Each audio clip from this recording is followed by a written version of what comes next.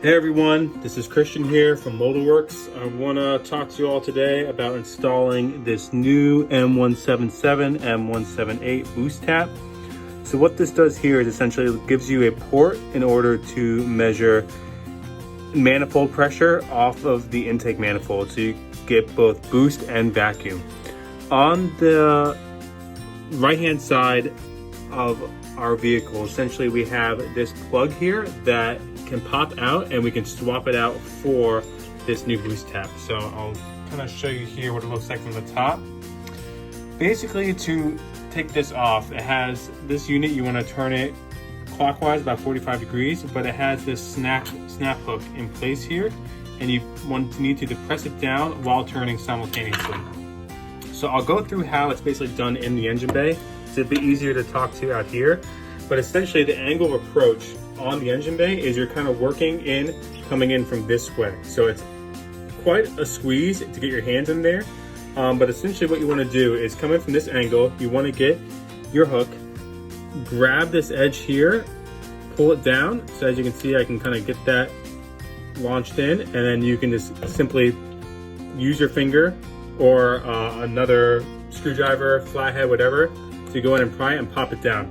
Once it's broken free there, the O-ring in here is pretty snug, so it's not that easy to get out. You can sneak your hand in and start tugging on it, but as you can see, it's pretty tight.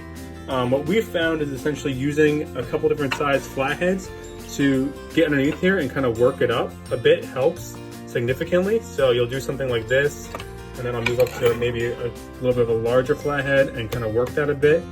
And then at some point, you gotta just go in there and kind of tug on it quite a bit to get it out. Once that's broken free, we have the O-ring that's on this unit here, and what you want to do is take that same pick and work your way around it to get it out. You do not want to damage this, so be pretty careful here. But essentially, once you get underneath here, I pull it out radially and just kind of spin it, and then you can pop it off.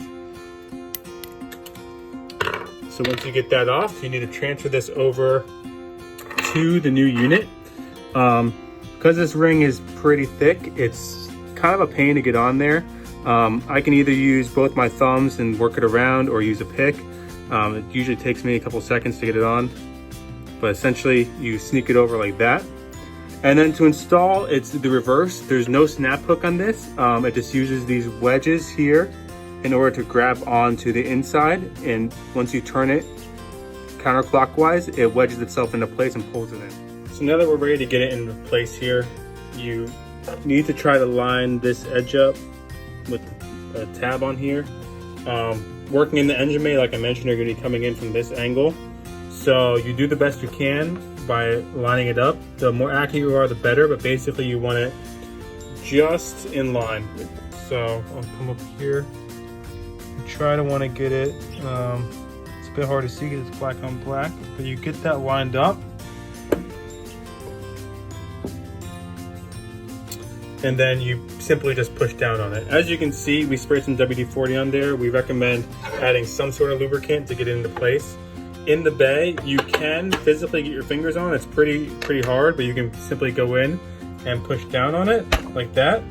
Alternatively, what we found works well is using an open wrench on this feature, and you kind of get it into place and use your other hand and push down on it to pop it in. You can work it back and forth a smidge as you're pushing down to get it in, and once it's popped down, you simply turn it about 45 degrees and then it locks into place. From there, it's super snug and is not going anywhere and will hold all the pressure your turbos can generate. Thanks for checking us out. Hope you like our new product. We'll be making a lot more for your cars soon. Thanks a bunch.